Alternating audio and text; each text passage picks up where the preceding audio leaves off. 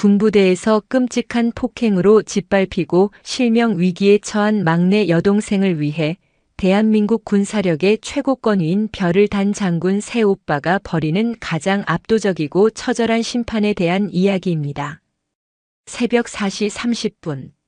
대한민국 최북단, 인간의 의지를 시험하는 땅 강원도 철원.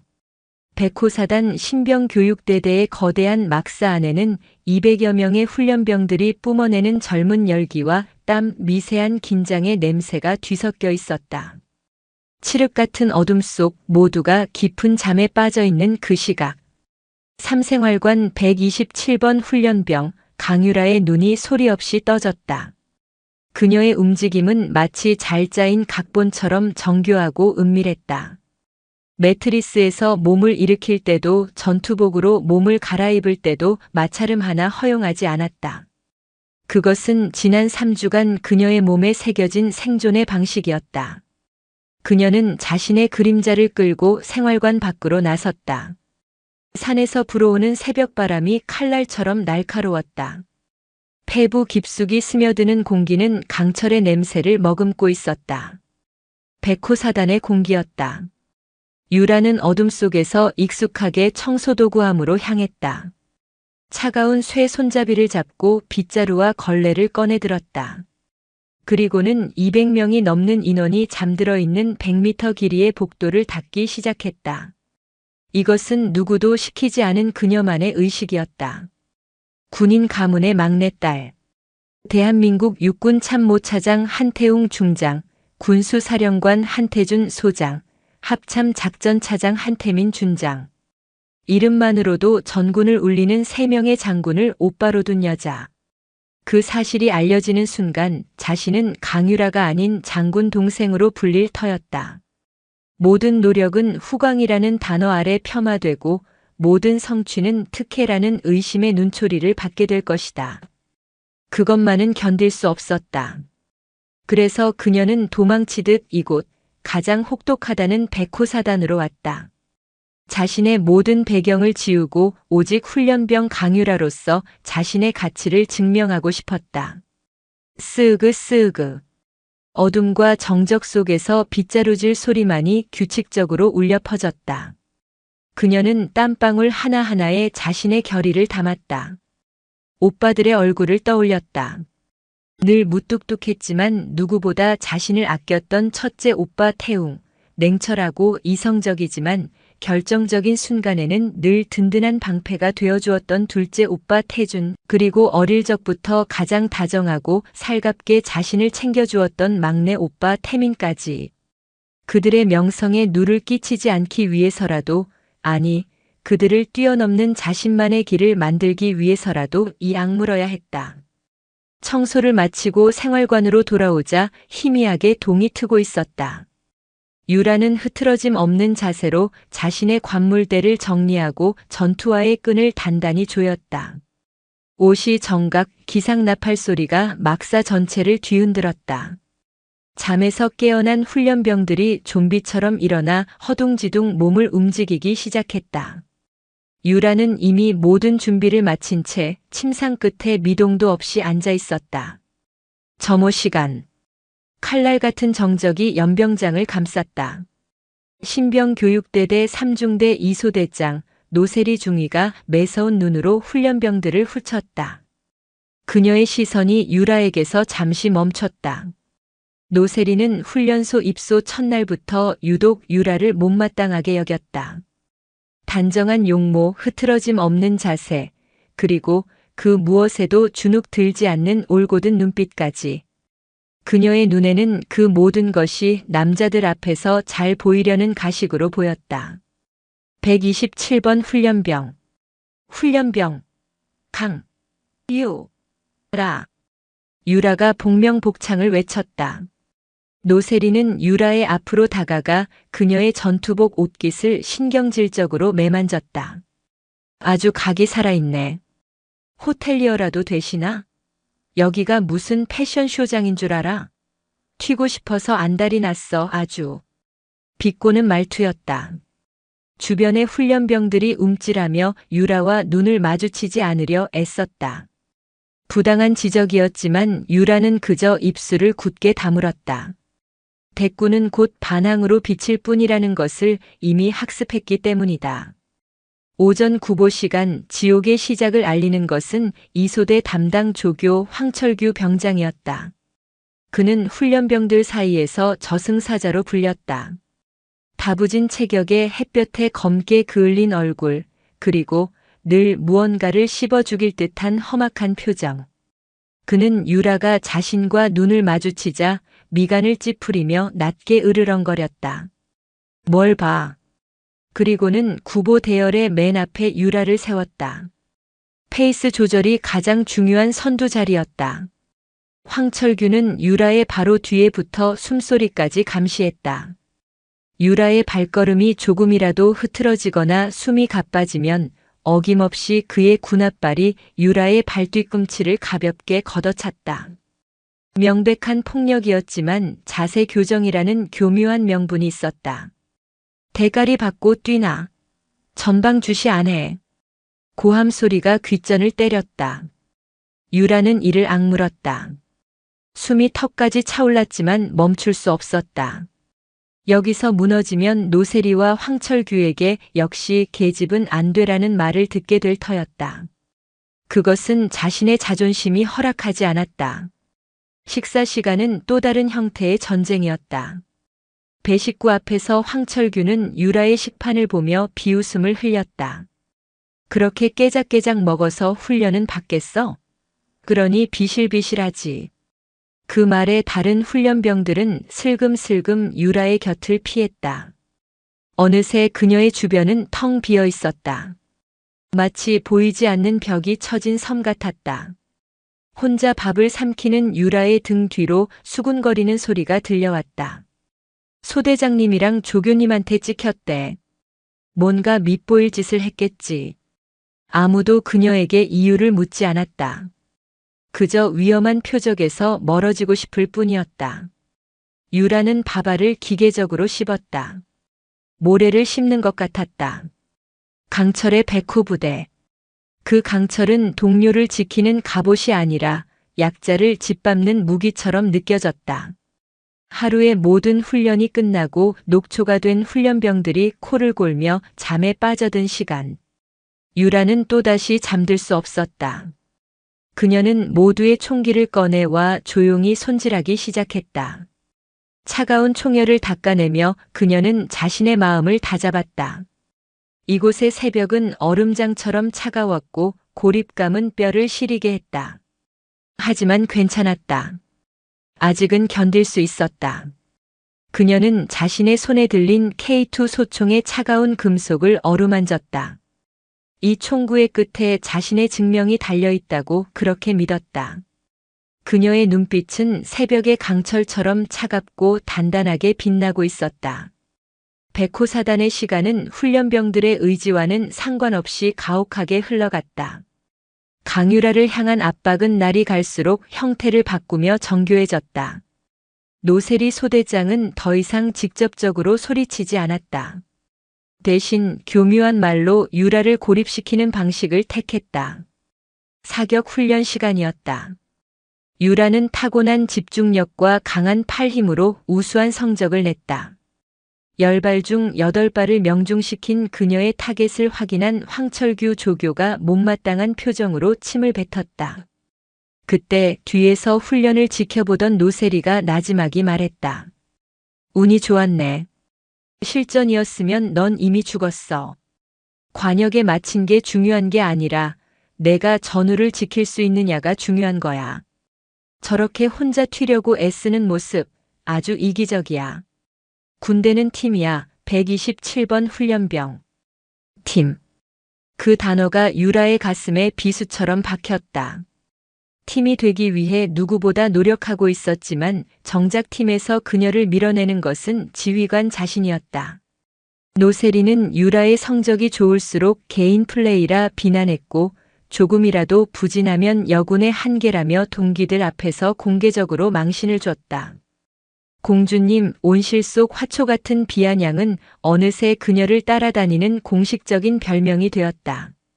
균열은 보이지 않게 하지만 확실하게 번져나갔다. 각계 전투 훈련 중 2인 1조로 참호를 파는 과제가 주어졌다. 모두가 파트너를 찾아 흩어질 때 유라의 곁에는 아무도 남지 않았다. 그녀가 머뭇거리며 한 동기에게 다가가자 그는 황철규의 눈치를 살피며 슬그머니 뒷걸음질 쳤다. 결국 유라는 혼자서 2인분의 참호를 파야 했다. 쏟아지는 땀과 흙먼지 속에서 그녀는 육체적 고통보다 더한 외로움에 몸을 떨어야 했다. 그러던 어느 날 유격 훈련 중 외줄 타기를 하다 손바닥이 깊게 찢어지는 부상을 입었다. 피가 뚝뚝 떨어지는 손을 부여잡고 의무실을 찾았을 때 그녀는 처음으로 따뜻한 시선과 마주했다. 의무병 박선우 상병이었다. 그는 묵묵히 유라의 상처를 소독하고 붕대를 감아주었다. 그의 손길은 조심스러웠고 눈빛에는 연민이 담겨 있었다. 많이 아프겠습니다. 소독약 자주 발라주셔야 덧나지 않습니다. 그는 서랍에서 새 연고를 하나 꺼내 유라의 전투복 주머니에 몰래 넣어주었다. 혹시 무슨 일 있으십니까? 다들 127번 훈련병님만 너무 힘들게 하는 것 같아서. 박선우의 조심스러운 질문에 유라의 눈시울이 뜨거워졌다. 입소 후 처음으로 누군가 그녀의 고통을 알아봐준 순간이었다. 유라는 차마 말을 잇지 못하고 고개만 저었다. 그 순간 의무실 문이 벌컥 열리며 황철규가 들어섰다. 그는 박선우와 유라를 번갈아 쳐다보며 비릿한 미소를 지었다. 여기서 연애질이야? 의무병, 내 할 일이나 제대로 해. 저런 엄살 받아주지 말고. 그리고 127번, 넌 아직 훈련 안 끝났어. 당장 따라 나와. 박선우는 무어라 항의하려 했지만 황철규의 살기 어린 눈빛에 입을 다물어야 했다. 유라는 붕대를 감은 손을 말아 쥔 채 묵묵히 그의 뒤를 따랐다. 그날 이후 박선우는 더 이상 유라에게 말을 걸지 않았다. 대신 멀리서 걱정스러운 눈빛으로 그녀를 지켜볼 뿐이었다. 작은 위안마저 차단당한 유라의 세계는 다시 완벽한 무채색으로 돌아갔다. 때때로 중대장 김도식 대위가 훈련장을 시찰하러 나타났다. 그는 늘 서류철을 옆에 끼고 있었고 훈련병들의 얼굴보다는 훈련 성과표에 더 관심이 많았다. 그는 노세리와 황철규의 열정적인 지도 방식을 흡족하게 생각했다. 그의 눈에 비친 이 소대는 군기 바짝 든 전투력 최상의 소대일 뿐이었다. 그 안에서 한 개인이 어떻게 부서져 가고 있는지는 그의 관심사가 아니었다. 지휘관의 의도적인 무관심은 가해자들에게 가장 강력한 면죄부였다. 그날 밤 모두가 잠든 생활관에서 유라는 고통스러운 손바닥을 부여잡고 뒤척였다. 문득 사무치는 외로움과 서러움에 눈물이 터져 나왔다. 그녀는 소리를 죽여 흐느끼며 자리에서 일어났다. 복도 끝에 있는 공중전화 부스, 그곳은 유일하게 외부와 연결된 공간이었다. 수화기를 들자 막내 오빠 한태민 준장의 번호가 눈앞에 아른거렸다. 지금 전화해서 힘들다고 도와달라고 말하면 모든 것이 해결될지도 모른다. 오빠의 다정한 목소리를 들으면 이 모든 서름이 녹아내릴 것 같았다. 뚜뚜. 자신도 모르게 번호를 눌렀다. 신호음이 갔다. 심장이 미친 듯이 뛰었다. 여보세요 하는 오빠의 목소리가 들리기 직전 유라는 황급히 통화 종료 버튼을 눌렀다.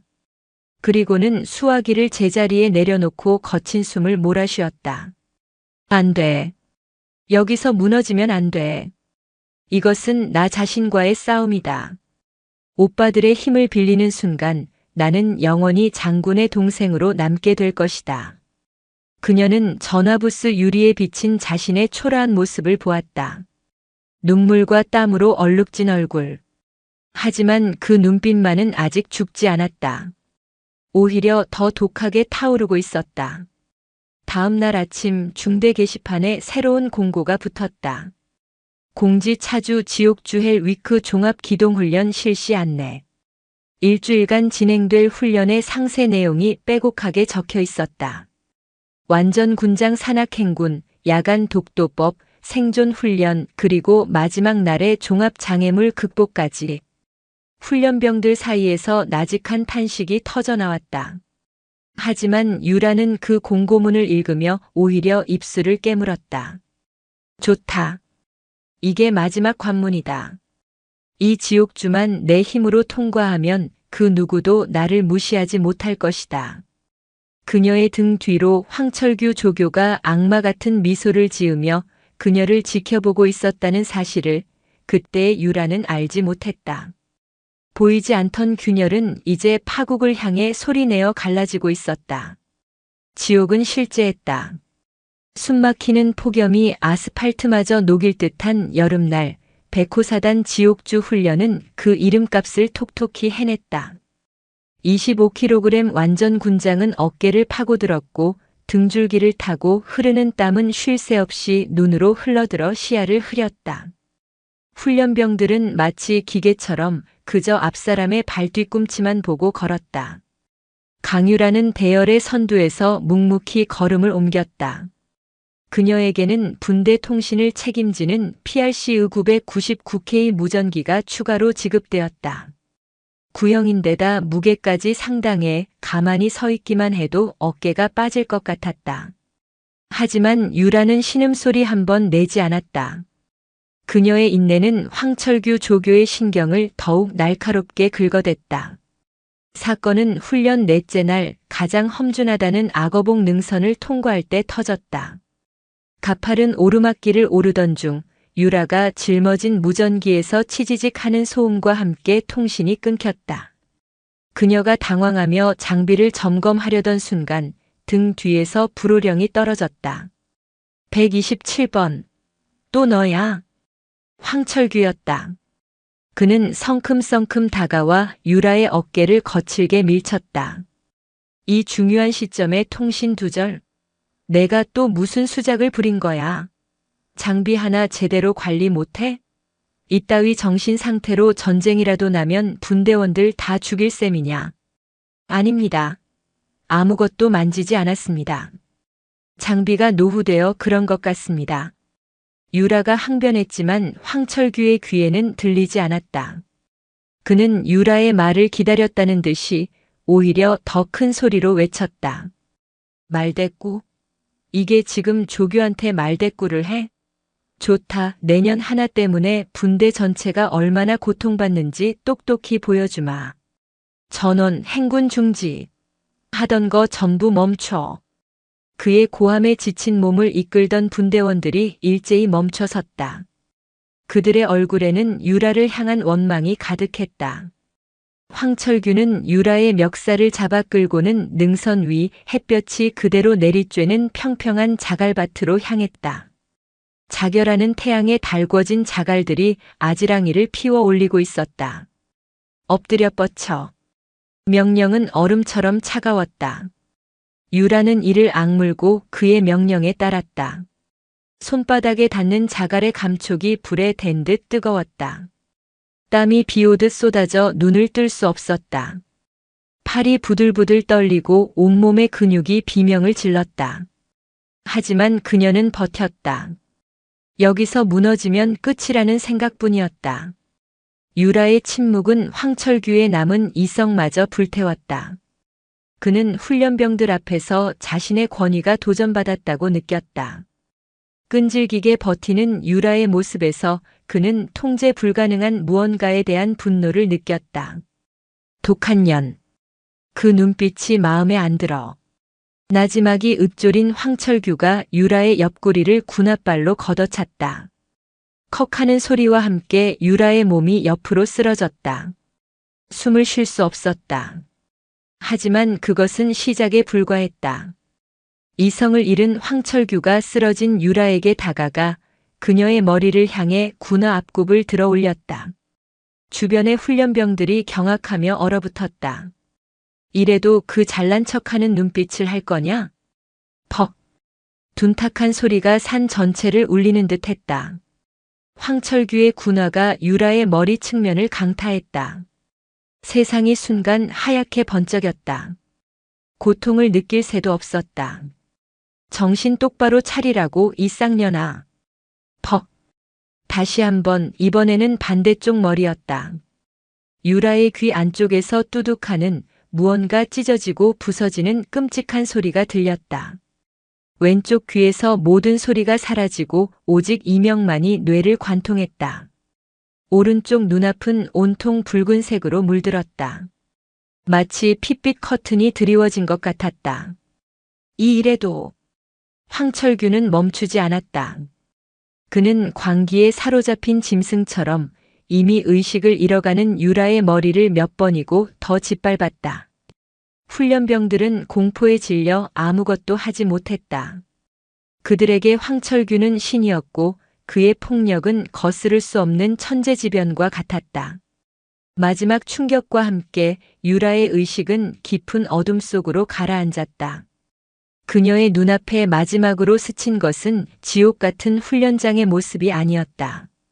환하게 웃고 있는 새 오빠와 함께 찍었던 낡은 가족 사진의 풍경이었다. 따뜻하고 평화롭던 그 시절의 기억.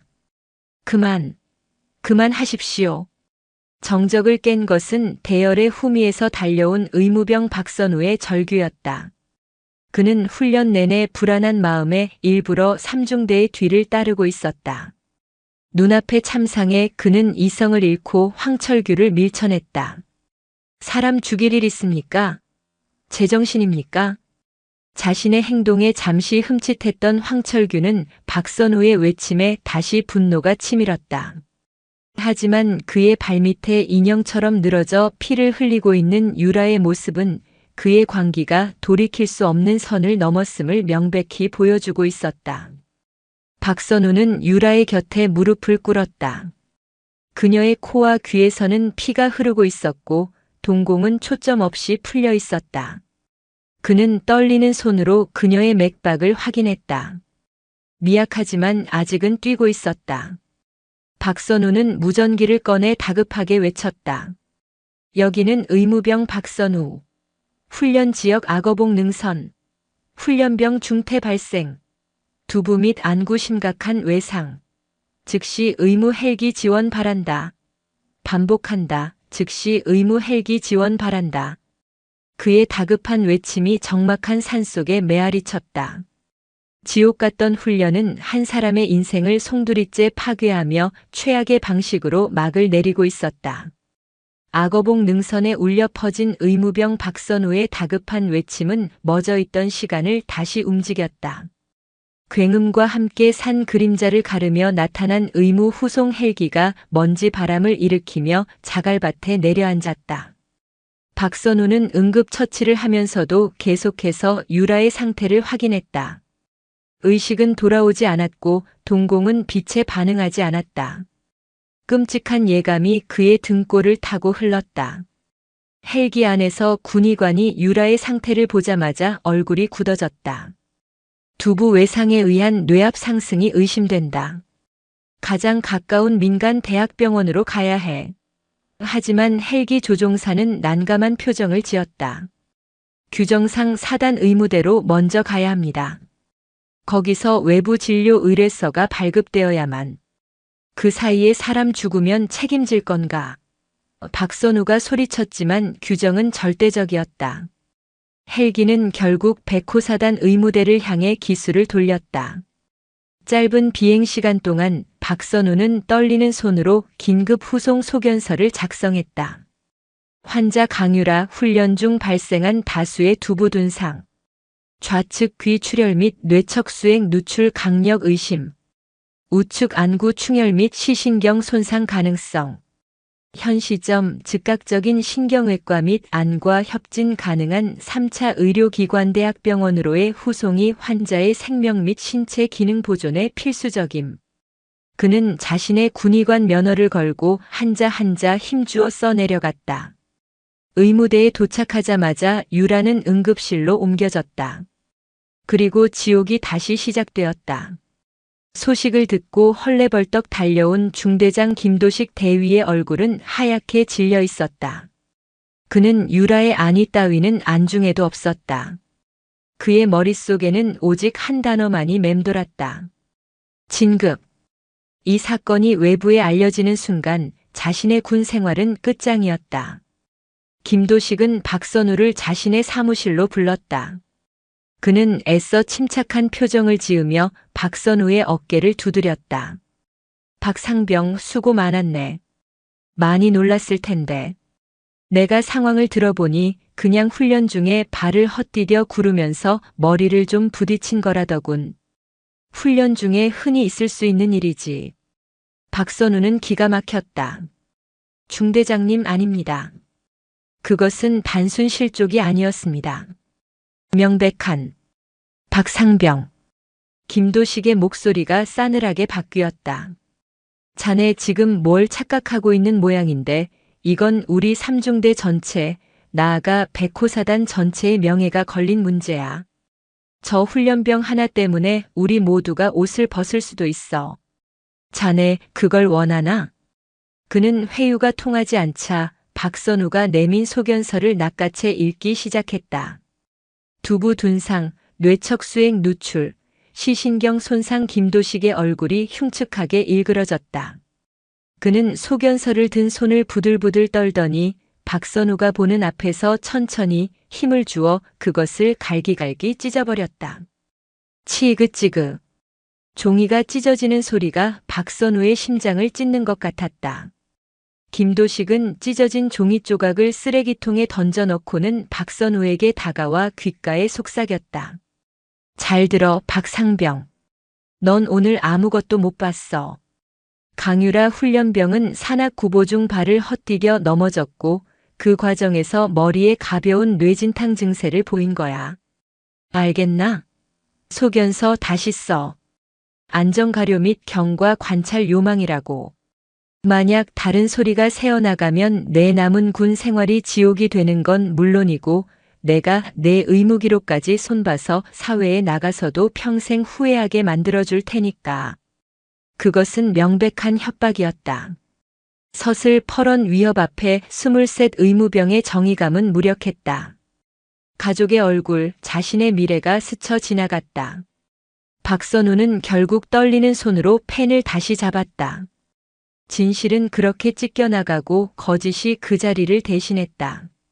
그 시각 유라는 의식과 무의식의 경계를 떠다니고 있었다.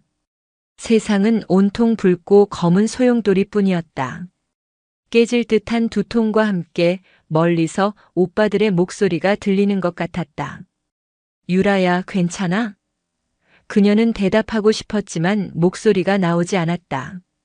희미하게 떠오른 생각은 단 하나였다. 알려지면 안 돼. 오빠들한테 내가 실패했다는 걸 알리고 싶지 않아. 그 처절한 자존심이 그녀의 마지막 남은 의지를 붙들고 있었다. 결국 강유라는 대학병원 신경외과가 아닌 사단 의무대 가장 구석진 1인 병실의 보호 관찰 명목으로 갇히고 말았다.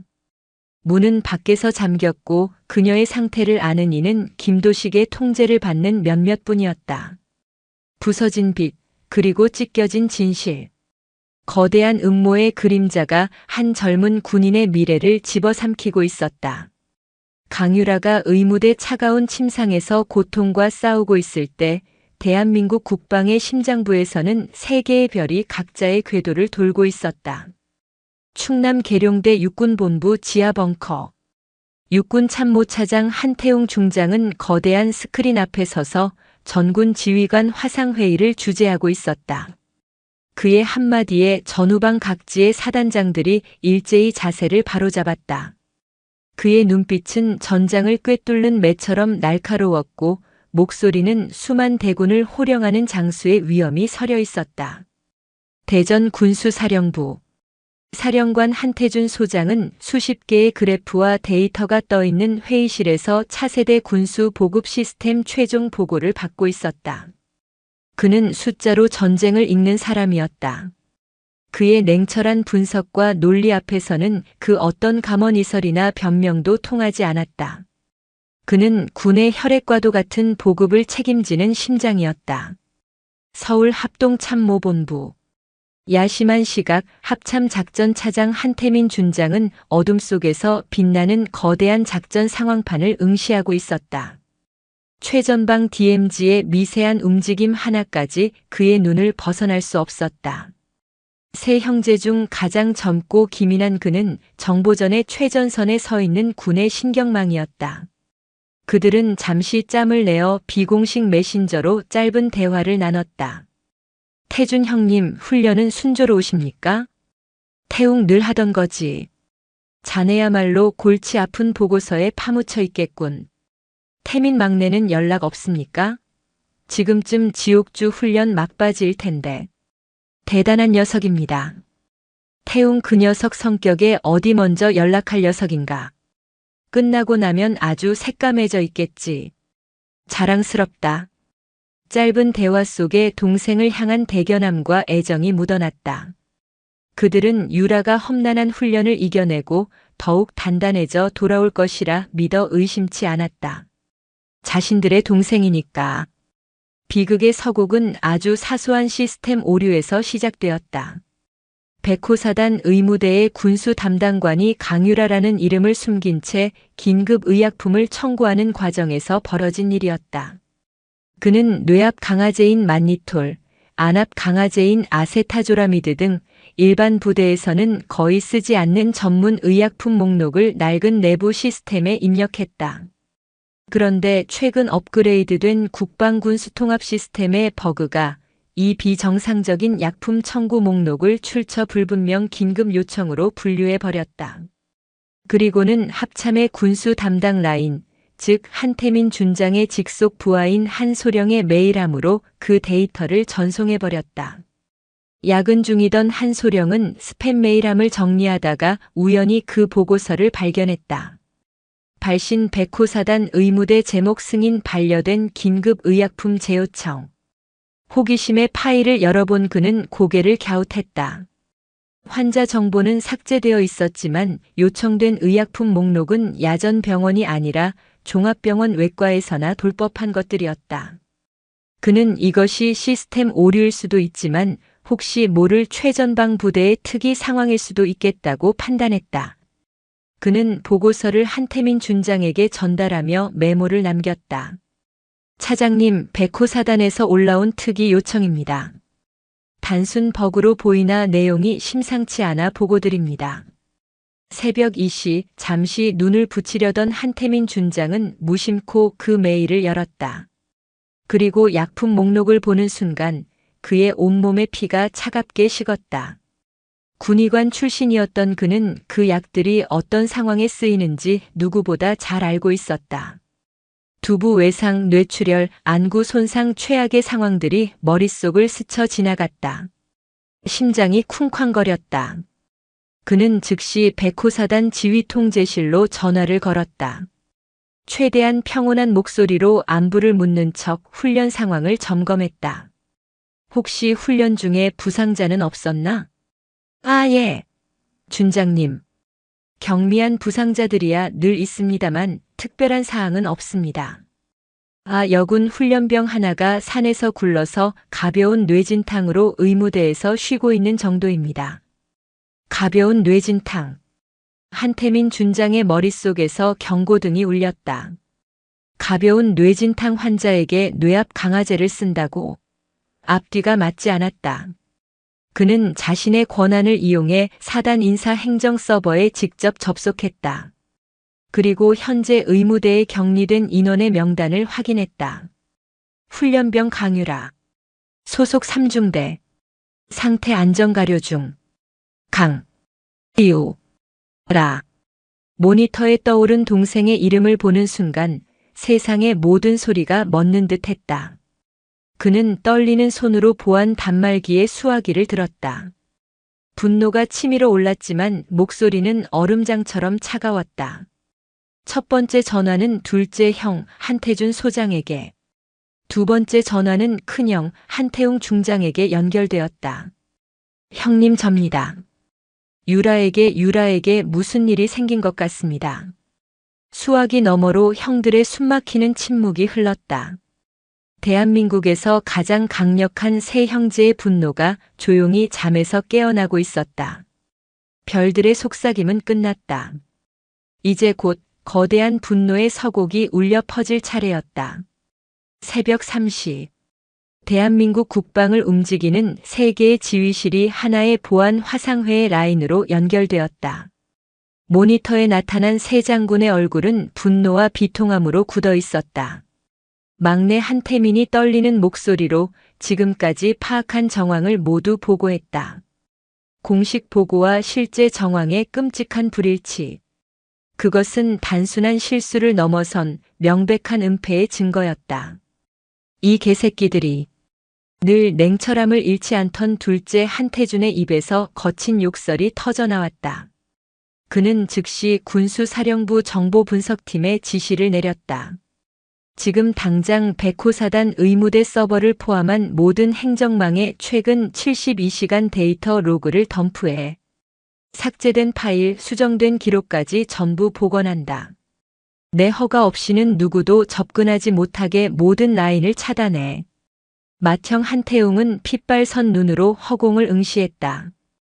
그의 분노는 용암처럼 뜨거웠지만 행동은 빙산처럼 냉철했다. 정식 채널로 수사를 지시하면 놈들이 증거를 인멸할 시간을 벌어주게 될 거다.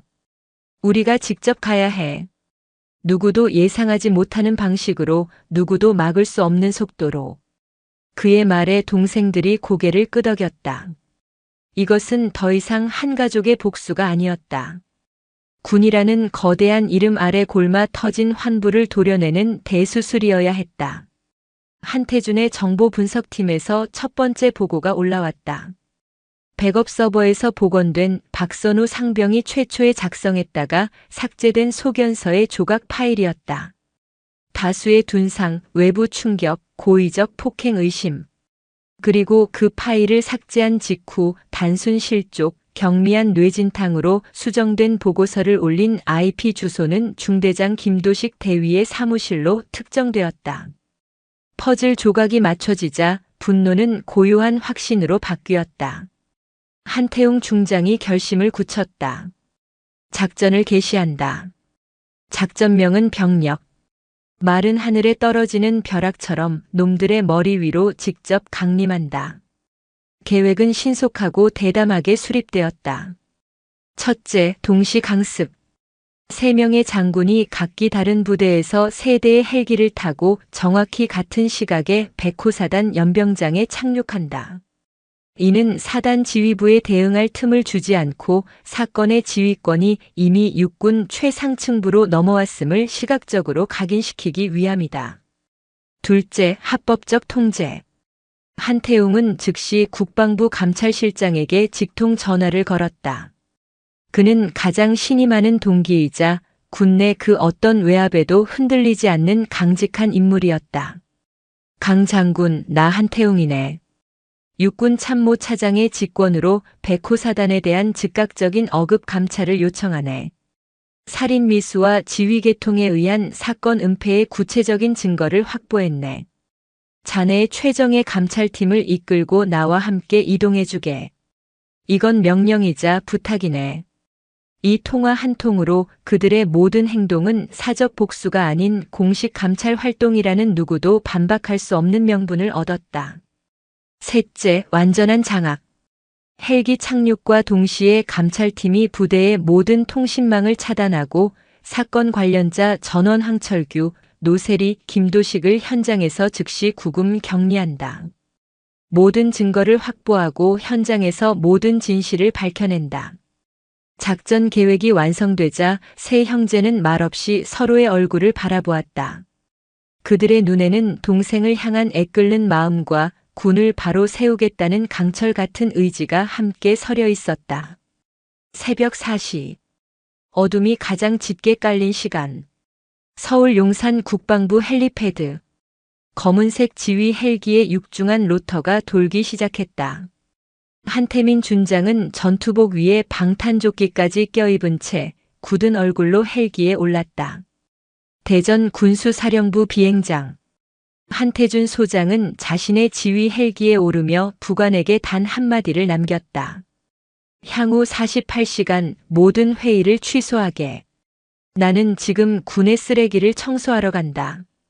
그리고 충남 계룡대 육군본부. 한태웅 중장은 자신의 집무실에서 별들이 가득한 견장과 온갖 훈장이 달린 정복으로 갈아입었다. 그의 얼굴은 차갑게 식어 있었지만 그 눈빛은 복수의 불꽃으로 이글거렸다. 그는 헬기에 오르기 직전 하늘을 올려다보았다. 유라야, 오빠들이 간다.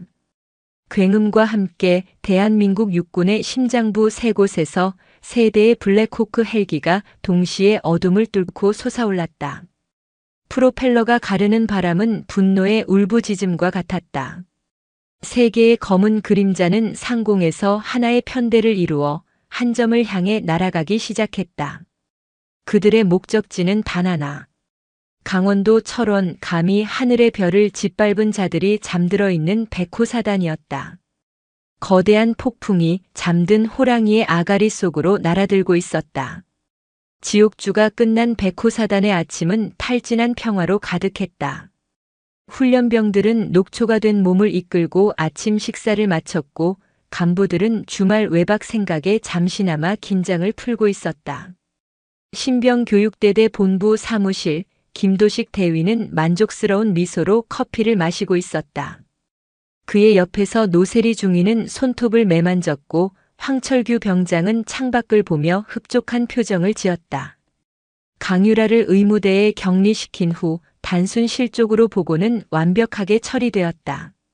그들은 자신들의 작은 왕국이 다시 완벽한 통제하에 들어왔다고 믿었다. 그때였다.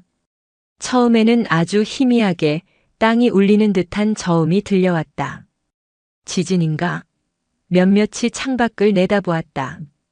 소리는 점점 커져 이제는 창문이 떨릴 정도의 굉음으로 변했다. 그것은 지축을 흔드는 분노의 포효와 같았다. 저게 뭐야? 누군가 비명을 지르며 손가락으로 하늘을 가리켰다. 부대의 모든 인원이 일제히 하늘을 올려다보았다.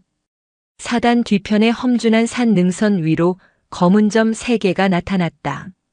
점들은 순식간에 거대한 위용을 드러냈다. 대한민국 육군의 심장부를 상징하는 검은색 지휘 헬기 블랙호크 세대였다. 문제는 그들의 비행 경로였다. 정상적인 방문이라면 관제탑의 유도에 따라 지정된 헬리패드로 향해야 했다. 하지만 저 세대의 헬기는 마치 적진에 침투하는 특수부대처럼 산을 스치듯 저공으로 비행하며 신병교육대대 연병장을 향해 일직선으로 돌진하고 있었다. 전원 대피. 헬기 비상 착륙이다. 누군가 고함을 쳤지만 이미 늦었다. 세대의 헬기는 연병장 상공에서 완벽한 삼각편대를 이루더니 마치 약속이라도 한 듯 동시에 하강하기 시작했다. 쾅! 육중한 헬기의 로터가 만들어낸 바람은 거대한 폭풍이 되어 연병장을 휩쓸었다. 훈련병들의 전투모가 벗겨져 날아갔고 서류와 천막들이 공중에서 종이 조각처럼 찢겨나갔다. 연병장은 한치 앞도 보이지 않는 먼지 구름에 휩싸였다. 사단장 소장을 비롯한 지휘관들이 혼비백산하여 뛰쳐나왔다. 하지만 그들이 무어라 조치하기도 전에 세 대의 헬기는 지축을 울리는 굉음과 함께 연병장 중앙에 내려앉았다. 기체 옆면에는 각각 육군본부, 합참, 군수사령부를 상징하는 마크가 선명했다.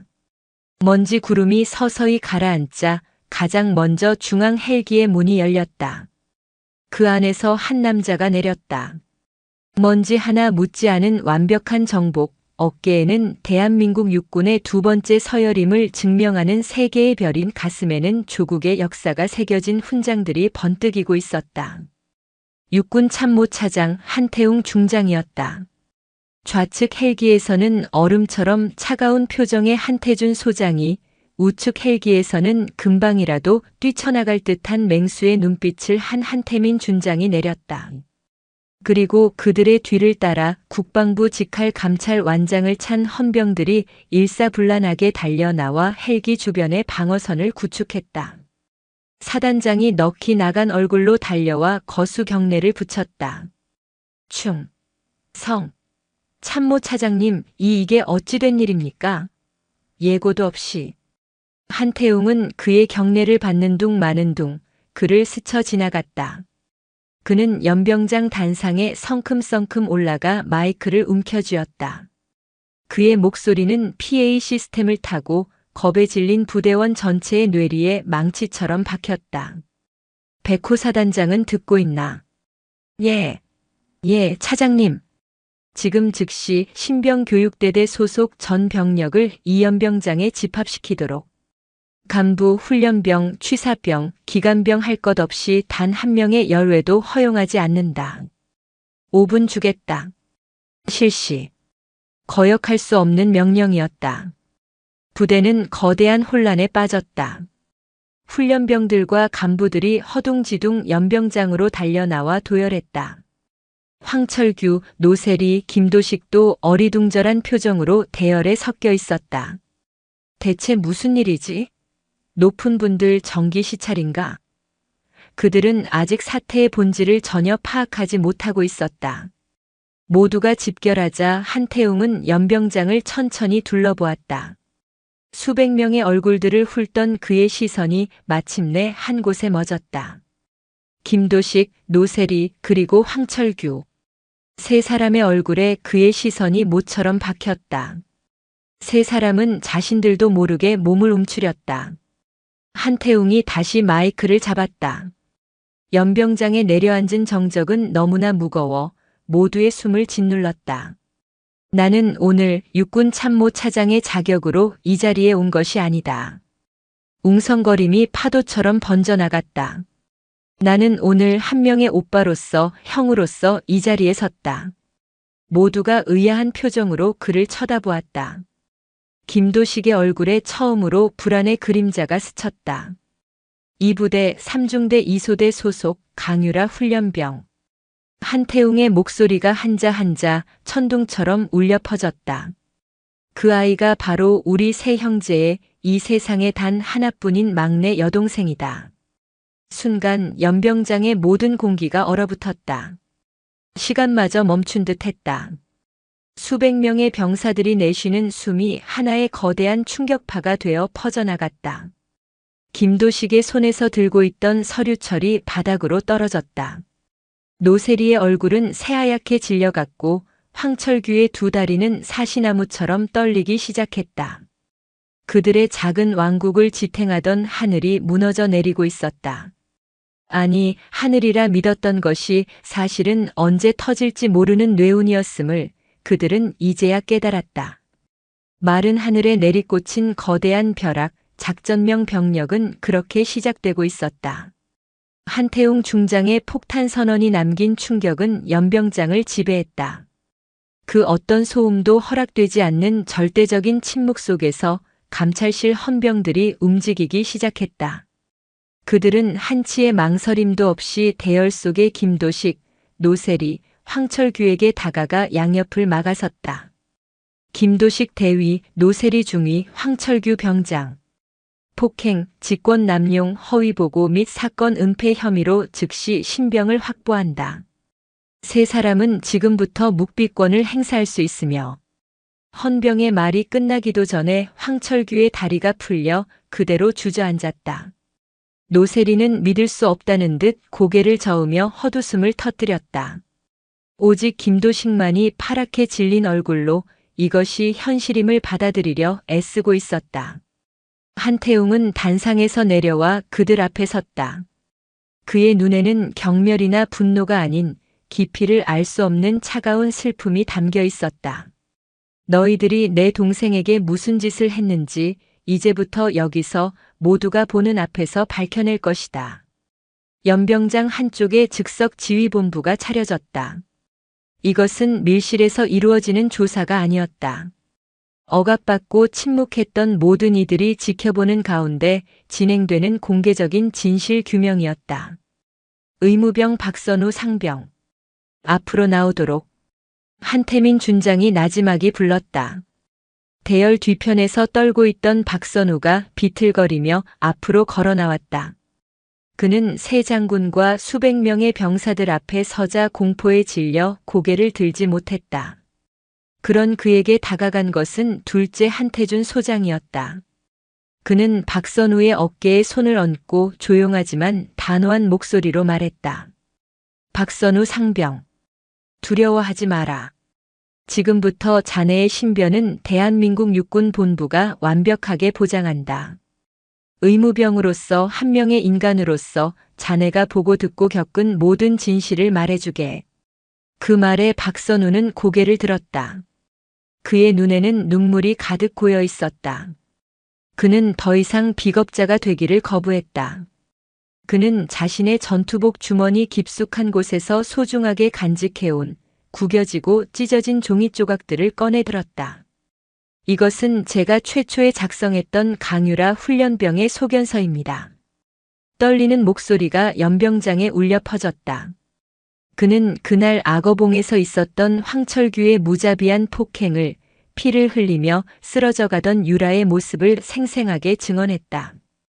그리고 김도식 대위가 자신을 협박하며 이 소견서를 찢고 단순 실족으로 보고서를 조작하라고 명령했던 사실까지 모두 털어놓았다.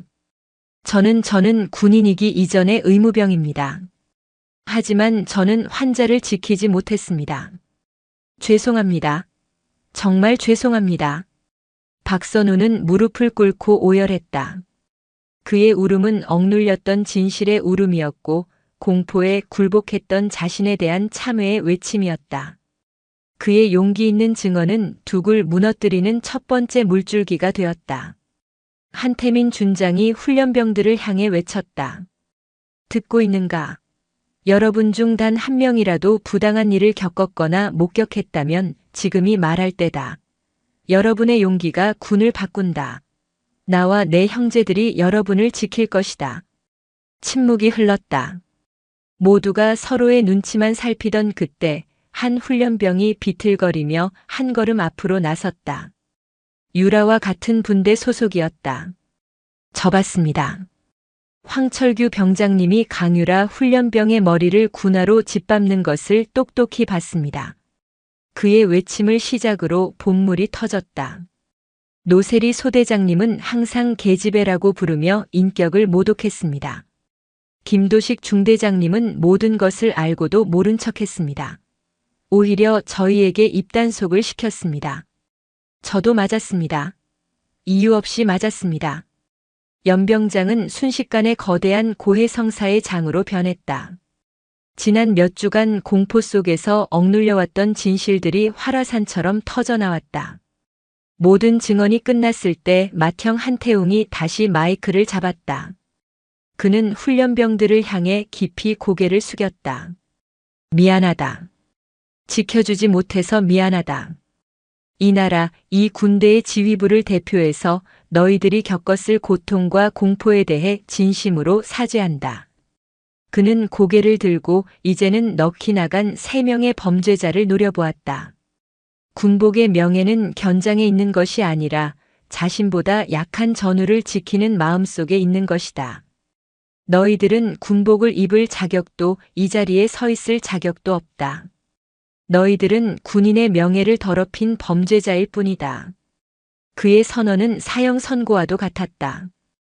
헌병들이 다가와 3사람에게 수갑을 채웠다.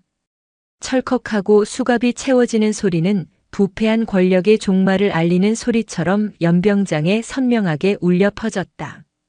붉게 타오르던 서쪽 하늘의 석양이 마침내 어둠을 걷어내고 진실을 비추는 빛처럼 연병장을 환하게 물들이고 있었다. 백호사단 장군 여동생 집단 가혹행위 및 은폐 사건. 사건은 순식간에 대한민국 전체를 뒤흔드는 거대한 태풍이 되었다. 모든 언론이 연일 대서특필했고 인터넷은 군의 폐쇄적인 문화와 고질적인 병폐를 비난하는 여론으로 들끓었다. 국방부는 국민적 비난을 피할 수 없었고 전례 없이 신속하고 엄중한 군사재판이 열렸다. 재판정은 가해자들의 마지막 발악과 무너져 내리는 변명으로 가득 찼다. 황철규는 강한 군인으로 만들고 싶었을 뿐 악의는 없었다며 자신의 폭력을 훈련이라는 이름으로 포장하려 했다. 하지만 수십 명의 동료 훈련병들이 증언대에 올라 그의 상습적인 폭언과 가혹행위를 증언하자 그의 주장은 산산조각 났다. 노세리는 여성으로서 더 강한 모습을 보여줘야 한다는 압박감에 실언을 했을 뿐 차별 의도는 없었다고 항변했다.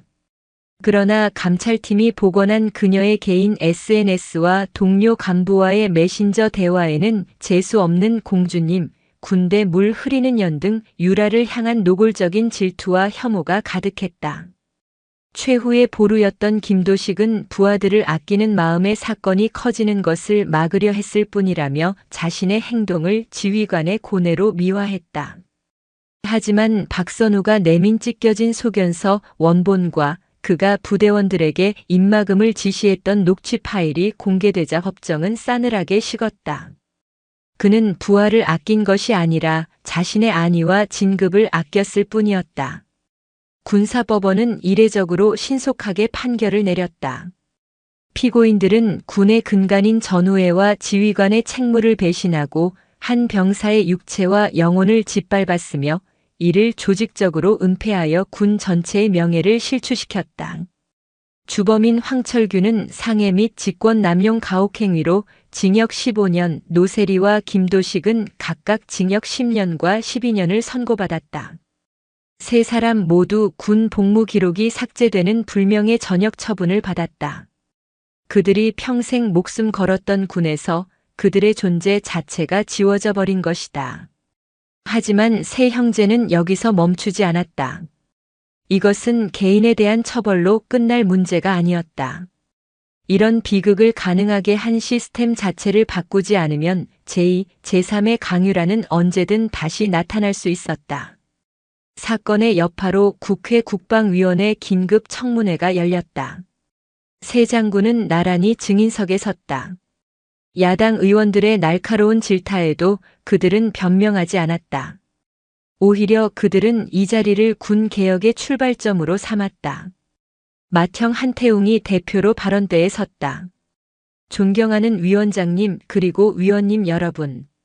저희는 오늘 이 자리에서 저희 군의 치부를 고백하고 뼈를 깎는 개혁을 약속드리고자 합니다. 그는 동생의 이름을 따 강유라 법이라 명명된 종합군 인권 개선 법안을 제시했다. 그 내용은 파격적이었다. 첫째, 군 내부가 아닌 국가인권위원회 산하의 군 인권보호-옴부즈맨 제도를 신설하고 군 지휘계통으로부터 완전히 독립된 수사권과 기소권을 부여할 것. 그는 이것을 유라의 등대라 불렀다. 둘째, 내부 고발자 및 피해자에 대한 완벽한 신변 보호 조치 자동 전출, 심리치료 지원, 보복 범죄 가중 처벌을 법제화할 것. 셋째, 가혹행위 발생 시 가해자 처벌은 물론 지휘관에게도 엄중한 책임을 묻는 지휘책임연대법을 도입할 것. 넷째, 형식적인 인권 교육을 폐지하고 외부 전문기관이 주관하는 성평등 및 인권 감수성 향상 프로그램을 전군에 의무화할 것. 그의 절절하고 논리적인 호소에 여야를 막론한 모든 의원들이 숙연해졌다. 청문회가 전국에 생중계되는 동안 서울의 한 대학병원. 강유라는 여러 차례의 대수술을 마친 상태였다. 수술실 앞을 지키던 세 형제는 마침내 담당 교수를 마주했다. 교수는 침통한 표정으로 입을 열었다. 최선을 다했습니다만 죄송합니다. 우측 눈의 시신경 손상이 너무 심해 시력을 되찾기는 어려울 것 같습니다. 좌측 귀 역시 파열된 고막과 뇌의 손상으로 청력의 대부분을 영구적으로 상실했습니다. 청천벽력 같은 소리였다. 대한민국의 하늘을 지키는 세 명의 장군은 정작 하나뿐인 동생의 작은 세상이 무너지는 것은 막지 못했다. 그들은 소독약 냄새가 진동하는 병실, 아직 마취에서 깨어나지 못한 유라의 침대 곁을 말없이 지켰다. 공적인 분노의 불길이 꺼진 자리에는 개인적인 슬픔과 죄책감의 잿더미만이 무겁게 내려앉아 있었다. 한태웅은 잠든 동생의 핏기 없는 손을 잡았다. 그 손의 온기가 앞으로 자신이 짊어져야 할 개혁의 무게처럼 느껴졌다. 심판은 끝났다. 하지만 동생에게 한 피눈물의 맹세는 이제부터가 시작이었다. 시간은 흐르고 세상에 격렬했던 분노도 서서히 잦아들었다. 대한민국을 뒤흔들었던 백호사단 사건은 이제 역사의 한 페이지로 넘어갔다. 하지만 그 사건이 남긴 상처와 교훈은 한 사람의 삶을 통해 새로운 희망으로 피어나고 있었다. 사건이 있고 2년 후 서울의 한 조용한 거리에 자리 잡은 유라의 등대. 국방부 산하 기관이지만 군 지휘계통으로부터 완벽히 독립된 군 인권보호센터였다. 이곳 상담실의 문을 열고 한 여성이 들어섰다. 단정한 세미 정장 차림, 짧게 자른 머리. 그녀의 오른쪽 눈은 짙은 색의 안경알 뒤로 부드럽게 가려져 있었고 왼쪽 귀에는 작은 보청기가 보였다. 의병 전역 후 심리학과 상담 교육을 마친 강유라였다.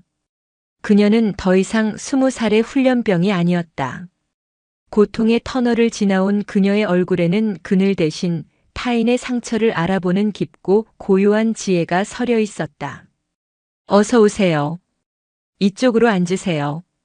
유라의 맞은편에 굳은 얼굴에 젊은 병사가 앉았다. 그는 몇 주 동안 불면증에 시달리다 이곳을 찾아온 참이었다. 그는 자신의 부대에서 벌어지는 선임들의 교묘한 괴롭힘과 언어 폭력에 대해 털어놓기 시작했다. 하지만 고자질한다는 죄책감과 보복에 대한 두려움에 목소리는 자꾸만 기어들어갔다. 한참 그의 이야기를 듣던 유라가 조용히 입을 열었다. 많이 무서웠겠네요. 매일매일이 지옥 같았을 텐데 혼자서 잘 버텨왔어요. 여기까지 찾아온 것만으로도 정말 큰 용기를 낸 거예요. 그녀의 목소리는 특별하지 않았지만 이상하게 마음을 울리는 힘이 있었다. 유라는 자신의 책상 서랍에서 작은 돌멩이 하나를 꺼내 보였다. 악어봉 자갈밭에서 그녀의 손바닥을 파고들었던 바로 그 돌이었다. 나도 그랬어요. 내 잘못이 아닌데 전부 내 탓 같았어요. 더 잘했어야 한다고, 더 강했어야 한다고 스스로를 채찍질했죠. 그런데 그거 알아요? 잘못된 건 우리가 아니에요. 우리를 아프게 하는 그 상황과 그 사람들이 잘못된 거예요. 당신은 아무 잘못 없어요.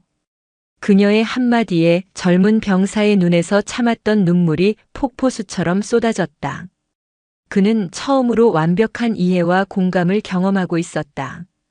유라는 그가 울음을 그칠 때까지 아무 말 없이 기다려주었다. 그녀는 한쪽 눈의 빛을 잃었지만 대신 사람의 마음속 가장 깊은 어둠을 꿰뚫어보는 또 다른 눈을 얻었다. 한쪽 귀의 소리를 잃었지만 세상이 듣지 못하는 영혼의 비명을 듣는 귀를 얻었다. 강유라 법은 군대에 거대한 변화를 가져왔다. 유라의 등대로 접수되는 신고 건수는 초기에는 폭발적으로 증가했다. 그것은 폭력이 늘어난 것이 아니라 수면 아래 잠겨있던 목소리들이 터져 나오기 시작했다는 증거였다. 어느 날 저녁 막내 오빠 한태민이 누나의 사무실을 찾아왔다. 그는 한 장의 보고서를 내밀었다. 군내 폭력 및 부조리 신고 건수가 정점을 찍은 후 지난 6개월간 꾸준히 감소하고 있다는 그래프였다. 누나가 해낸 거야. 누나 한 사람이 군 전체를 바꾸고 있어. 태민의 목소리에는 자랑스러움과 미안함이 뒤섞여 있었다. 유라는 그저 희미하게 웃으며 오빠의 어깨를 두드려 주었다. 그녀의 용기는 군대의 담장을 넘어 사회 전체로 퍼져나갔다. 학교 폭력 피해자들이 직장 내 괴롭힘에 시달리던 여성들이 용기를 내 목소리를 내기 시작했다. 그들은 인터뷰에서 군대도 바뀌는데 우리라고 못 바꿀 이유가 없다고 말했다. 유라의 이야기는 그녀의 신원이 보호된 채 다큐멘터리로 제작되었고 침묵을 깬 용기라는 제목으로 방영되어 사회에 큰 반향을 일으켰다. 그러던 어느 가을날 상담센터로 한 남자가 찾아왔다. 수척하고 초라한 행색, 죄책감에 짓눌린 얼굴. 교도소에서 가석방된 황철규였다. 그는 유라의 앞에 서자마자 아무 말도 못하고 무릎을 꿇었다. 그리고는 어린아이처럼 오열하며 바닥에 머리를 찧었다. 죄송합니다. 정말 죄송합니다. 저를 죽여주십시오. 유라는 차가운 시선으로 그를 내려다보았다. 증오도 연민도 아니었다. 그녀는 천천히 입을 열었다. 일어나세요. 황철규가 고개를 들지 못하자 그녀는 다시 한번 말했다. 당신을 용서하는 것은 내 몫이 아닙니다. 용서는 아마 평생 불가능할 겁니다. 하지만 당신이 정말 변했다면 앞으로의 인생으로 그것을 증명하며 사십시오. 다시는 나 같은 피해자를 만들지 않는 것. 그것이 당신이 할 수 있는 유일한 속죄입니다. 그녀의 말은 용서보다 더 무거웠다. 그것은 그에게 살아갈 이유와 책임을 동시에 부여하는 것이었다. 황철규는 흐느끼며 고개를 끄덕였고 비틀거리며 상담실을 나섰다. 유라는 그가 사라진 문을 한참 동안 바라보았다. 그녀의 마음속에서 거대했던 분노의 파도가 비로소 잔잔한 수면으로 돌아가고 있었다. 유라는 이제 국방부의 최연소 정책자문위원으로도 활동하고 있었다. 그녀는 자신의 경험을 바탕으로 모든 병사들이 스마트폰으로 익명신고와 심리상담, 법률 자문을 실시간으로 받을 수 있는 군 인권지킴이 앱 개발을 제안했고 이 제안은 즉시 채택되었다. 어느덧 겨울이 찾아온 밤. 유라는 자신의 상담실에 홀로 남아 창밖을 내다보고 있었다. 도시의 불빛이 그녀의 한쪽 눈에 아름답게 비쳤다. 그녀는 잃어버린 것들을 생각했다. 평범한 군인의 꿈, 온전했던 신체. 하지만 그녀는 자신이 얻은 것들이 훨씬 더 크고 소중하다는 것을 알고 있었다.